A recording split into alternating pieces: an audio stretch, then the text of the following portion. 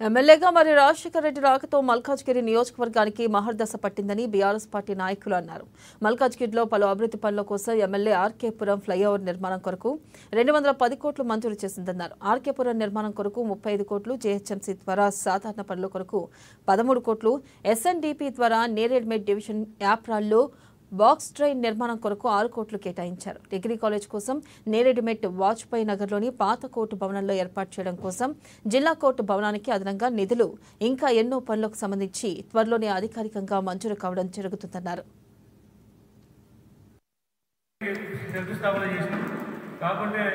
మన ప్రజల ఇబ్బందులు అనుకోవచ్చు, మన దౌర్భాగ్యం అనుకోవచ్చు, ఇంతవరకు అది శాంక్షన్ కాదు. అటువంటి దానికి కూడా ప్రతిసారి రైల్వే జనరల్ మేనేజర్ తిరగడము, మన రైల్వే ఆఫీసర్ తిరిగి ప్రస్తుతానికి ఇది శాంక్షన్ అయింది. 73 కోట్లతో శాంక్షన్ అయింది. ఇది త్వరలో 1 month 2 months లోపల శాంక్షన్ అవుతుంది. మనం కొబ్బరికాయ కూడా పట్టుకోవచ్చు. ఇది చాలా గొప్ప విషయం.